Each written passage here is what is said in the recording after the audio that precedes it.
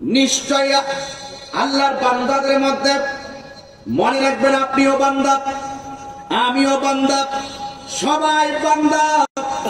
এই বান্দাদের মধ্যে সবচাইতে আল্লাহকে ভয় করে আলেমরা। এই জন্য যুবক ভাইয়েরা, আল্লাহ পাক রব্বুল আলামিন কোরআন কারীমের মধ্যে বলেছেন, ইয়ারফাউল্লাহুল্লাযীনা আমানু মিনকুম ওয়াল্লাযীনা উতুল ইলমা দারাজাত।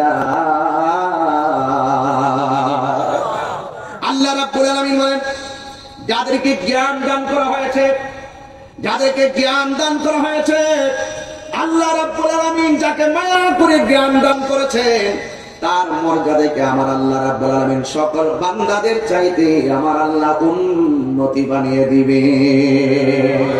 আল্লাহু আকবার করে বলুন না। তাহলে জ্ঞান দেওয়ার মালিককে। এই জন্য ছাত্ররা যারা পারো না পড়ালেখা, যারা পড়ালেখা ভুলে যাও, তোমাদেরকে বলি, আল্লাহর কাছে পড়তে বসে বলবা, রব্বি জিদনি ইলমা, হে রব আপনি আমার জ্ঞানকে বাড়িয়ে দেন। এরপরে আপনি বলবেন, ফাবি আন্নি আলাই রাব্বিকুমা তুকাযিবান। আল্লাহকে বলবেন, আল্লাহ তোমার কোন নিয়ামতকে আমি অস্বীকার করছি না।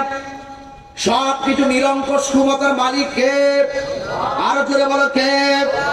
এই যে সবকিছুর নিরঙ্কুশ ক্ষমতার মালিক যিনি, তিনি তোমাকে নিয়ামত দিবে, তিনি তোমাকে মর্যাদা দান করবেন, তিনি তোমাকে এলেম দান করবে। আর আলেমরাই সব চাইতে আমার আল্লাহকে বেশি ভয় করে। এই জন্য আমার যুবক ভাইয়েরা, আল্লাহর কাছে চাইবেন, এলেম বড় নিয়ামত জিনিস, এলেম বড় নিয়ামত জিনিস। আলেমরা আল্লাহকে ভয় করবে। আল্লাহ রাব্বুল আলামিন বলেন, যাদেরকে এলেম দান করা হয়েছে, ওই এলেম অনুযায়ী যারা আমল করবে, আল্লাহ রাব্বুল আলামিন তাদেরকে বান্দা থেকে আমার আল্লাহর বন্ধু বানায়া নিবে। এই আওয়াজে মানি না, রাত্র বেশি হয়েছে, আমি জানি আপনাদের ঘুম পেয়েছে, জবানটা খুলে বলুন না আল্লাহু আকবার। আমাকে কমিটি এসে কানে মুখ লাগিয়ে বলেছিল, হুজুর আপনি ওয়াজের শুরুতে জিকির করবেন। উনি আমাকে বুঝাতে চাইলেন যে জিকিরটা করলে খুব জমে যাবে, তাইলে আপনার ওয়াজ করতে খুব ভালো লাগবে। তখন আমি বলছি যে না, আজকে পরীক্ষা করব। আমি জমাইনার জন্য ওয়াজ করি না, আমি মাঠ দখল করার জন্য ওয়াজ করি না। আমাকে দাওয়াত করবেন এই জন্য আমি ওয়াজ করি না। আমি আল্লাহর ওয়াজকে দায়িত্বহীন কণ্ঠে আমার মনিবের কথা বলি, আমার রাসূলের কথা বলি। এরপরে আল্লাহ পাক আমাকে কথা বলার জন্য ময়দানে হাজার প্রেমিককে মিলাইয়া দেন। সুতরাং এগুলো বলে আর এগুলো করে আমাকে মাঠ জমাতে হবে না। তাহিরি বাংলাদেশের জন্য নতুন কেউ না। কথা বলেন ঠিক না বেঠিক? 5 বছর ধরে যে ওয়াজ করেছি, 55 না 80 বছর ওয়াজ অলরেডি করে ফেলছি। 80 বছর ওয়াজ অলরেডি করে ফেলেছি। এখন ঘরে বসে গেলে তাহিরি কোনো আপত্তি নেই। এখন এতটুকু বলতে চাই যে এখানে যে বসছি, আমি যে আয়াতের অর্থ তুলতেছি, আলেম থাকলে আমার আয়াতের অর্থগুলো তাৎক্ষণিকভাবে সেটিংটা দিছি, এগুলো আলেমরা বুঝবে। হ্যাঁ, কেউ হয়তো বড় আলেম, আমি হয়তো ছোট আলেম। ছোট হিসাবে অনেক বড় সম্মান এই ছেলেরাই আমাকে করে, কারণ এটা হলো আল্লাহ পাকের অশেষ নিয়ামত। কথা বলেন ঠিক কিনা? তবে আমি এতটুকু জানি, যারা জানে আর যারা জানে না তারা কখনো এক হতে পারে। কথা বলুন পারে। অনেক কিছু জানার পরও যার ভিতরে হিংসা থাকবে, তার এলেম তাকে জাহান্নামে নিয়ে যাবে। আর সে কিছু জানে না, সে কিতাব জানে না, কুরআন জানে না, কিচ্ছু জানে না, তার ভিতরে হুব্বে মুস্তাফা আছে। দেখবে তোমার চাইতে তাকে আল্লাহ পাক অনেক উপরে উঠাই দিবে, যেই পর্যন্ত তুমি কেঁদেও যেতে পারবে না, কেঁদেও যেতে পারবে না। ঠিক কিনা বলে? পরিষ্কার কথা। তাহিরির সঙ্গে ভাব দেখে কথা বলবো না। হাকিমের হুকুম লড়ে না, যেমন তাহিরি ওয়াজ রাত্রে মিস করে না। কত কষ্ট করে আজকে আমি এসেছি। আমি তো মনে করেছি আপনারা চলেই গেছেন। এত অপেক্ষার পর যে শ্রোতা বসে থাকে, এত বিশ্বাস নিয়ে যারা বসে থাকে, এরাই হলো ওয়াজের ময়দানের আসল যোদ্ধা। এর দ্বারা বিশ্বাস হয় থেকে এই আনোয়ারা চট্টগ্রাম বটতলীর মানুষ এবং বেন্ডি বাজারের মানুষ ময়দান থেকে পলায়ন করবে না। কথা বলেন ঠিক না? সবচেয়ে বড় সম্পদ হলো বিশ্বাস। সবচেয়ে বড় সম্পদ কি? আর বিশ্বাসকে যদি সমাজে প্রতিষ্ঠা করতে হয়, সেই ভালোবাসাকে যদি সমাজে প্রতিষ্ঠা করতে হয়, আপনার ইচ্ছা শক্তি লাগবে প্রবল। আর প্রত্যেকটা ইচ্ছার মূল্যায়ন আল্লাহর কাছে তখনই হবে যদি আপনার দিলটা পরিষ্কার থাকে। আমি কি বোঝাতে পেরেছি? আমার কথা কি বুঝতে পেরেছেন? এই জন্য বেশি লম্বা কথা বলবো না। যে বিষয় দিয়েছেন বিষয়ের উপরে থেকে ইনশাল্লাহ চলে যাবো। মারহাবা বলেন। তাহলে বলুন, জ্ঞানী আলেমদের দাম কম না বেশি? قل هل يستوي الذين يعلمون والذين لا يعلمون।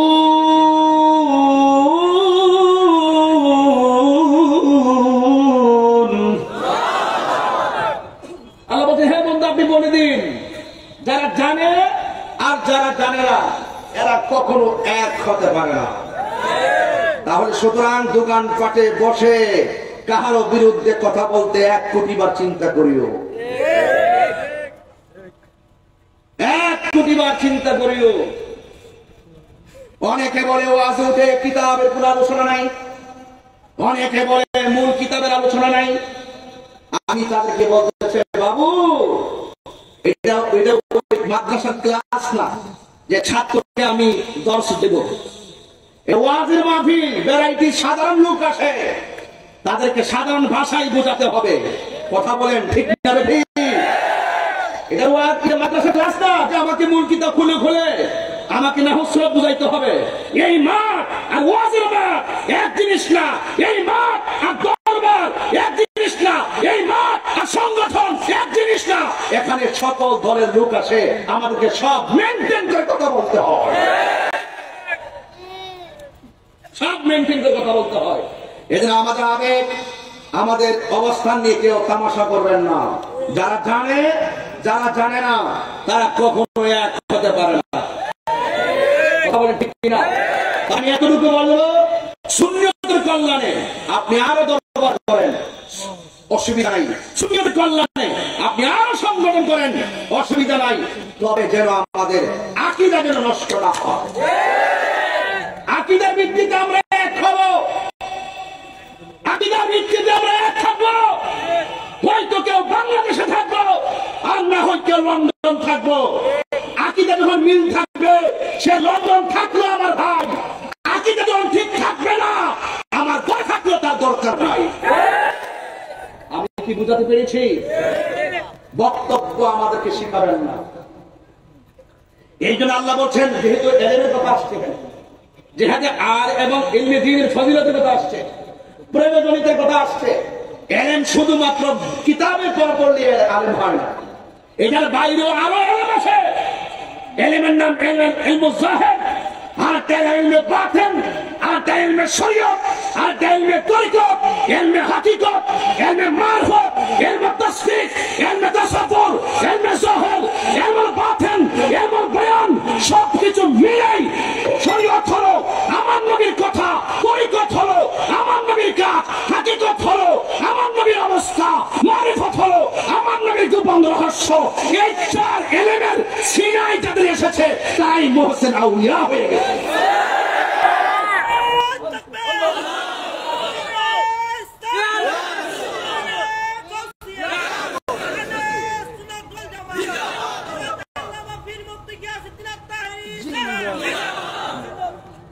যারা জানে আর যারা জানে না এরা কি এক? তাহলে বলা হয়েছে, তুমি যদি না জানো, তুমি যদি না জানো, যারা জানে তাদের কাছে যাও। আরো বড় করে বলে গেছো। আর কি বুঝে তোমাদেরকে? আপনি আমার প্রতি অসন্তুষ্ট হচ্ছেন? বেশি লম্বা আলোচনা যেহেতু করবো না, তো বেশি অল্প সময় আমি চুম্বক কথা বলার চেষ্টা করতেছি। কোনো ফাঁকি ঝুঁকি আমি তাহিরি করি না। তবে যারা জানে না তাদেরকে কি বলা হয়েছে? যারা জানে তাদের কাছে যাও। জানে কারা? মূর্খ না জ্ঞানীরা? তো যাদের কাছে যাবেন তারা আলেম। তারা কি হবে? আলেম হবে। তবে বুখারী শরীফের বাবু ফাদলিল ইলম, বাবু ফাদলিল ইলমে একটি বাব আছে। বাবের মধ্যে একটা হাদিস আসছে, আন মুআবিয়া রাদিয়াল্লাহু তাআলা আনহু قال عن معاوية رضي الله تعالى عنه قال قال رسول الله صلى الله عليه وسلم من يريد الله به خيرا يفقهه في الدين। আল্লাহ যাকে ইচ্ছা করেন তাকে দ্বীনের ইলম দান করেন। আল্লাহ যাকে চান তাকে দ্বীনের ইলম দান করেন। এই হাদিসটাকে আপনারা মানেন? কথা কয় না। হাদিসটাকে আপনারা মানেন? হাদিসটা বর্ণনা করছে কে? কোন জায়গায় কথা বলেন? একটু সতর্ক থাকবেন যারা ঈমান ধ্বংস না হয়। বুখারী শরীফের বাবু ফাদলিল ইলমে এই বাবের মধ্যে এসেছে আন মুআবিয়া রাদিয়াল্লাহু তাআলা আনহু, হযরতে মুআবিয়া রাদিয়াল্লাহু তাআলা আনহু থেকে বর্ণিত। ক্বালা, তিনি বলেছেন, ক্বালা রাসূলুল্লাহ সাল্লাল্লাহু আলাইহি ওয়াসাল্লাম মাইয়ুরিদুল্লাহু বিহি খায়রান। আল্লাহ যাকে চান, আল্লাহ যার কল্যাণ চান, আল্লাহ যাকে চান তাকে কি করেন? ইউফাক্কিহুহু ফিদ্দীন, তাকে দ্বীনের ইলম দান করেন। এই আওয়াজে মানব না, জোরে বলেন সুবহানাল্লাহ।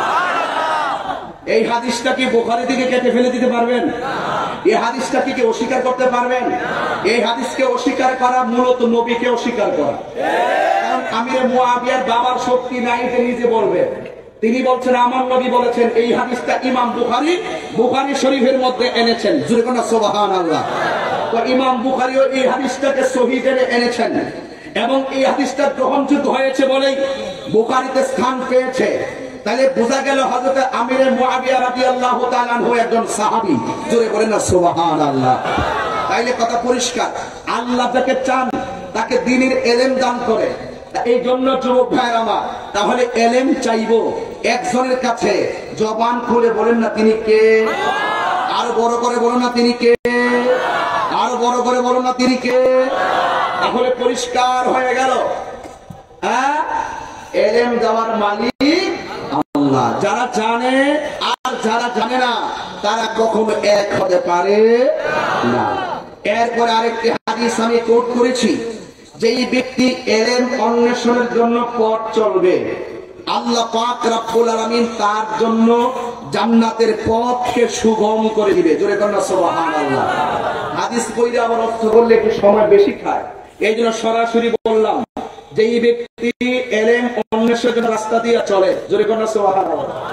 আপনি যে যাবেন, এই ছেলে তোমার ইলম শিখার সময় এখন, তুমি কোথায় যাচ্ছ? আশ্চর্য ছেলে। তাহলে তুমি যদি ইলম অন্বেষণ করতে চাও রাস্তা দিয়ে যেতে হবে। যেতে হবে কি হবে না? আর যদি আপনি ইলম অর্জন করতে যান তাহলে আল্লাহ পাক আপনার জন্য জান্নাতের পথকে সুগম করে দিবে। সুবহানাল্লাহ বলেন না। হাদিসটা হলো এই, عن أبي هريرة رضي الله تعالى عنه قال قال رسول الله صلى الله عليه وسلم من سلك طريقا يلتمس فيه علما سهل الله له طريقا إلى الجنة। যেই ব্যক্তি ইলম অর্জন করার জন্য রাস্তা দিয়ে যায় আল্লাহ পাক রব্বুল আলামিন তার জন্য জান্নাতের পথ সুগম করে দিবে। তার মানে বোঝা গেল আল্লাহকে পাওয়ার জন্য, নবীকে পাওয়ার জন্য, দ্বীনকে বোঝার জন্য, কোরআনকে বোঝার জন্য, ইসলামকে বোঝার জন্য, হককে জানার জন্য, আখিরাতকে গবেষণা করার জন্য যারা জ্ঞানীদের কাছে যায় তাদের দাম কমে না বাড়ে? যাওয়ার আগে আল্লাহ বাড়ায় দেয়, রাস্তায় চললে আল্লাহ বাড়ায় দেয়। হ্যাঁ, আর যদি আপনি সিনেমা হলের দিকে রওনা দেন, যদি আপনি সুদ করে বাড়িতে সুদের লেনদেন করতে যান, তার মানে বুঝতে হবে হালাল এবং হারাম। হালালের পথে রওনা দিলে বরকত দিবেন আল্লাহ, আর যদি হারাম অন্বেষণের জন্য বের হন তার মানে বুঝতে হবে আল্লাহ পাক জাহান্নামের পথ সুগম করে দিবে। কথা বলেন ঠিক কিনা? আমরা কি জান্নাত চাই না জাহান্নাম চাই? আর যখন জান্নাত চাই না জাহান্নাম চাই, এখন আপনি কেন আলেমের কাছে যাবেন? কারণ কি? আপনি আলেমের কাছে এই জন্য যাবেন, قال النبي صلى الله عليه وسلم ইন্নাল উলামা ওয়ারাসাতুল আম্বিয়া, নিশ্চয়ই আলেমগণ হলো নবীর ওয়ারিস। আলেমগণ কার ওয়ারিস? নবীর ওয়ারিস। আমার বাবা যদি এখন ইন্তিকাল করে তাহলে আমি আমার বাবার ধন সম্পত্তির ভাগ নিব। আর এখন কেন ভাগটা পাবো? আমি আমার বাবার ওয়ারিস, আমি আমার বাবার ওয়ারিস। কিন্তু হাদিস শরীফের মধ্যে আছে, এই হাদিসটা সহিহুল বুখারীর মধ্যে আছে, এই হাদিসটাতে বলা হয়েছে ইন্নাল উলামা ওয়ারাসাতুল আম্বিয়া, নিশ্চয়ই আলেমগণ নবীর ওয়ারিস। ইন্নাল আম্বিয়া লাম ইউরিসু ইউরাসু দিনারান ওয়ালা দিরহামান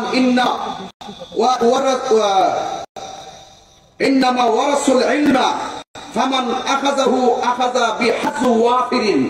বলা হচ্ছে নবীগণ আলেমদের জন্য যে নবী যে আলেমদের নবীর ওয়ারিস, নবী আলেমদের জন্য কি রাখছে? সম্পদ রেখে যায় নাই, দেরহাম রেখে যায় নাই, কোন টাকা রেখে যায় নাই, অর্থাৎ রেখে গেছে কি? রেখে গেছে এলেম। যেই এলেমটা যারা গ্রহণ করতে পেরেছে তারা আল্লাহর পক্ষ থেকে অনেক নিয়ামত গ্রহণ করেছে। তাহলে রাসূল যে বলছেন, ওই যে বুখারী শরীফের আরেকটা হাদিস হযরত আমির মুআবিয়া রাদিয়াল্লাহু তাআলা থেকে বর্ণিত, তিনি তার এই হাদিসটা এইভাবে আসছে, ইন্নামা আনা কাসিম ওয়াল্লাহু ইউতি, আল্লাহ আমাকে দেয়, আমি নবী বন্টন করি। আল্লাহ আমাকে দেয়, আমি নবী বন্টন করি। এটা লা দিরহামান, এটা দিরহাম নয়, ওয়ালা দিনারান, এটা দিনার নয়, কোন টাকা না পয়সা না, এটা হলো আল্লাহ পাকের দেওয়া আমার নবীর ইলম, কিয়ামত পর্যন্ত বন্টন হতেই থাকবে।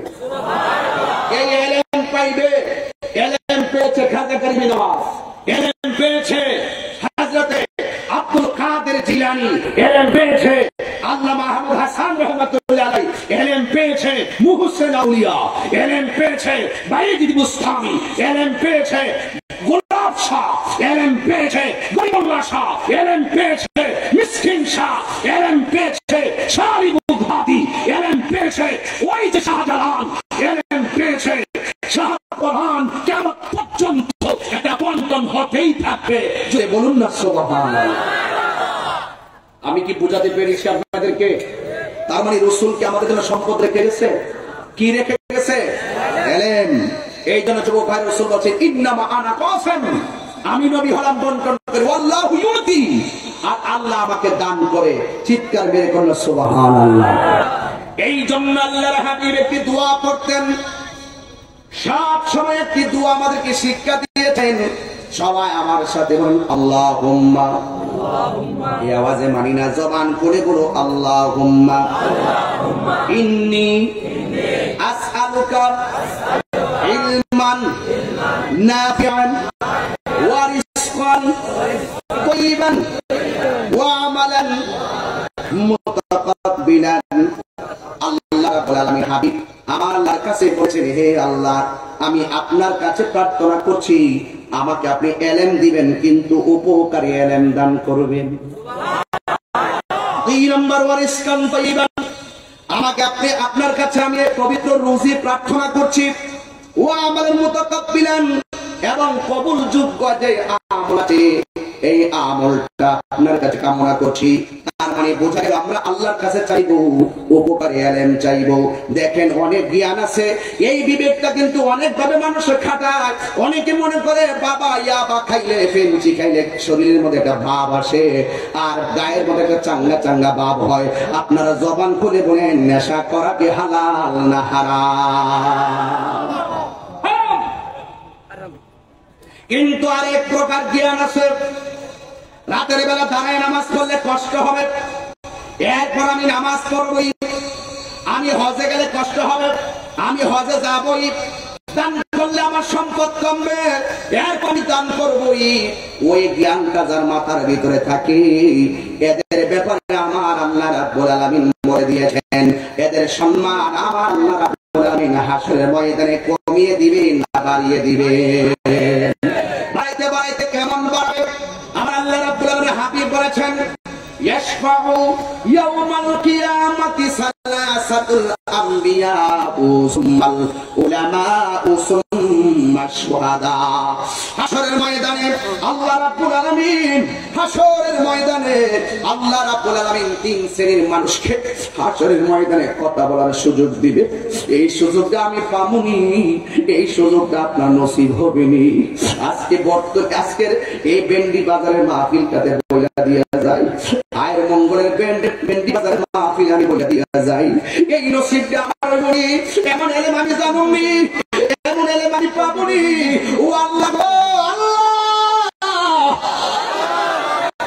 আল্লাহ, এমন এলেম আমার বিবেকে যোগ্যনি, আমার ব্রেনটা লইয়া যায়। অনেক সময় নামাজের জন্য ঘুম থেকে উঠতে পারি না, অনেক সময় কাজ করতে যাই নামাজ পড়তে পারি না, অনেক সময় ভাইয়ের সঙ্গে ভালো ব্যবহার করতে পারি না, অনেক সময় আমার নবীর দুরূদ করতে পারি না, অনেক সময় ওলি আল্লাহর মাজার জিয়ারত করতে পারি না। ও আল্লাহ, আমার বিবেকটা কেন লইয়া যায়? ও আল্লাহ, বিবেকটা ঠিক রাইখা ময়দানে তুমি বলেছো কোরআন শরীফের মধ্যে যারা জানে আর যারা জানে না এরা কখনোই এক হতে পারে না। আলেমরাই তোমাকে বই করে। ও আল্লাহ, এমন এলেম মাথায় ঢুকাইয়া দাও, শুইলেও তুমি, জীবনেও তুমি, মরণেও তুমি। আর বড় করে বলেন সুবহানাল্লাহ। আমার নবী, আপনার নবী বলেন ইয়াশফাউ ইয়াওমাল কিয়ামাতি সালাসাতুল আম্বিয়া সুম্মাল উলামা সুম্মা শুহাদা। হাশরের ময়দানে তিন শ্রেণীর মানুষ আমার নবীর কাছে গিয়ে বলবে, ইয়া রাসূলুল্লাহ, 50,000 বছর দাঁড়ায় রইলাম, নিচে হলো তামার মাটি আর মাথার আফ্রিকা উপরে হলো সূর্য, নিজের ঘামে নিজেরা সাঁতার কাটতেছি, এই পানি হয়ে গেছে ঘামের কারণে, এই পানির কারণে আমাদের পায়ের গোস্তগুলা খুলে গেছে। নবী, 50,000 বছর হয়ে গেল, বিচারটাই শুরু হলো না। আমার মনে হয় কাহার কথায় বিচার শুরু হবে না। আল্লাহর কাছে বলেন না, বিচারটা শুরু করার জন্য আমার আল্লাহ রাব্বুল আলামিনের হাবিব একমাত্র আমার আল্লাহর কাছে যাইয়া কথা বলবেন। আর আমার নবীর কাছে যাবেন তিন শ্রেণীর মানুষ। আল্লাহু আকবার বলবেন না? এক নম্বর হলো নবীগণ, দুই নম্বর হলো আলেমগণ। তার মানে বোঝা গেল আলেমদের সম্মান আছে না নাই? এই যে আমরা বললেন কোরআন শরীফের মধ্যে বলছেন ইয়ারফাইল্লাহুল্লাযীনা আমানু মিনকুম ওয়াল্লাযীনা উতুল ইলমা দারাজাত।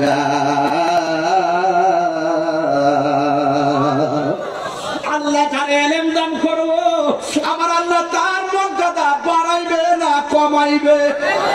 বাড়াইতে বাড়াইতে দুনিয়া তো বাড়াবে। দেখবেন আপনার টাকা আছে, এক সময় আপনার টাকা আছে, কিন্তু টাকা হলে অভাব নাই। টাকা যখন কমে যাবে, বন্ধুর সংখ্যা কমে যাবে। আর আপনার টাকা না থাকতে পারে, আপনার মাঝে যদি এলেম থাকে, দিন যত যাবে আপনার বন্ধুর সংখ্যা তত বাড়বে না কমবে? বাড়বে না কমবে? দেখবেন বুড়া মানুষটা গায়ের মধ্যে জোর নাই, তার ঘরে টাকা নাই, সে কাঁদতে কাঁদতে কথা কয়। মানুষটা যখন মারা যায়, লক্ষ লক্ষ মানুষ তার জানাজা চলে যায়। কেন? তার এলেম ছিল। আলেমের দাম কম না বেশি? কারোদের কম না বেশি? ওই আলেমদেরকে শ্রদ্ধা করার দরকার আছে না না? এই জন্য যুবক ভাইয়ের আমার, হাশরের ময়দানে তিন শ্রেণীর মানুষ নবীর কাছে কথা বলবেন। এর মধ্যে এক শ্রেণী আলেম। সুবহানাল্লাহ। আলেমরাই নবীর কাছে যেতে পারবে, বাকি কেউ যেতে পারবে না। সবাই আলাদা আলাদা দাঁড়ায় বলবে নফসি নফসি নফসি, নবীর কাছে যেতে পারবে না। এই জন্যই আমার রাসূল বলে দিয়েছেন, এই কিয়ামতের ময়দান যেদিন শুরু হবে, এক ব্যক্তিকে জাহান্নামে ফেলে দেওয়া হবে, এক ব্যক্তিকে জাহান্নামের দিকে আনা হবে। জাহান্নামের মধ্যে যখন আনা হবে, তার নারী বুড়ি বলে একদম বের হয়ে যাবে। যেমন করে গাধা চরকি ঘুরাই আর আটা যেমন করে পিষে, ওই আরবে ছিল আগে, আটা যেমন করে পিষে চতুর্দিকে এরকম একটা ঢেকির মতন ঘুরায়, চরকি ঘুরায়, গাধা যেমনি ঘুরে, তাকে এইভাবে জাহান্নামে ঘুরাতে থাকবে। আল্লাহর হাবিবের হাদিস। তখন জাহান্নামে যখন ঘুরাবে, তার নারী পুরুষ সব বের হয়ে যাবে। নারী বুড়ি বের হওয়ার পর সে এমন ভাবে ঘুরবে, তখন জাহান্নামীরা বলবে, কি ব্যাপার, তুমি যে দুনিয়াতে ছিলে, তুমি কি মানুষকে সৎ কাজের আদেশ করো নাই? তুমি কি মানুষকে অসৎ কাজ থেকে নিষেধ করো নাই? তখন সে বলবে, হ্যাঁ, আমি মানুষকে সৎ কাজের আদেশ করতাম, কিন্তু আমি নিজে সৎ কাজ করতাম না। আমি মানুষকে অসৎ কাজের নিষেধ করতাম, কিন্তু আমি ওই কাজটাই বেশি বেশি করে করতাম। রাসূল বলেন, এই জন্যই তার বুড়ি বের হয়ে যাবে, তুর্কির মতো তার ঘুরায় ঘুরায় শাস্তি দেওয়া হবে। তুমি মানুষকে সৎ কাজের আদেশ দিচ্ছ আর নিজে ভুলে আছো। খবরদার, কাউকে নামাজের কথা বলার আগে তুমি নামাজ পড়ো, কাউকে সত্য কথা বলার আগে তুমি নিজে সত্য কথা বলো, কাউকে গীবত করিও না বলে ওয়াজ করার আগে নিজে গীবত ছাড়ো। কথা বলেন ঠিক না?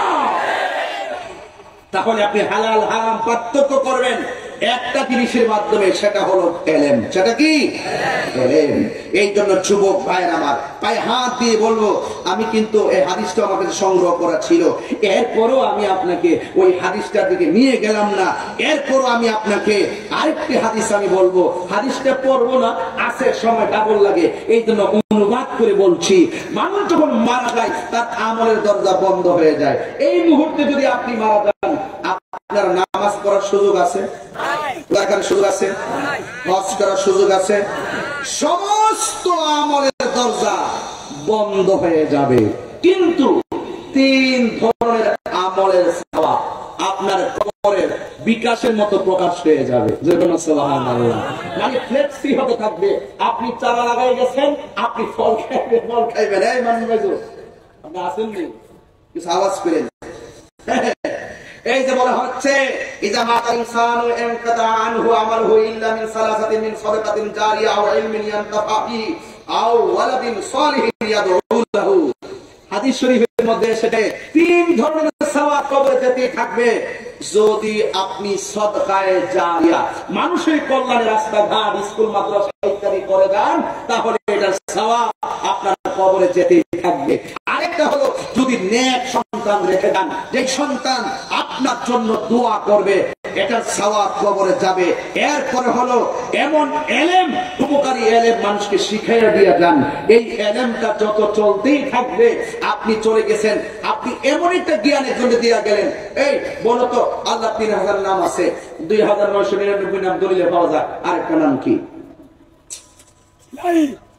না? এভাবে তখন সে বলে যে আমি তো জানি না, ঠিক আছে এই নামটা তুমি জপবা, এইটা একটা শিখিয়ে দিয়ে গেলেন। এরপরে দুরূদ শরীফ, একটা দুরূদ শরীফ আছে বৃহস্পতিবার দিনকে রাতে তুমি যদি এই আমলটা করো, একটা দুরূদ শরীফ আছে শুক্রবারে আসর নামাজের পর তুমি যদি 80 বার দুরূদ শরীফ পড়ো, তোমার 80 বছরের গুনাহ মাফ হয়ে যাবে।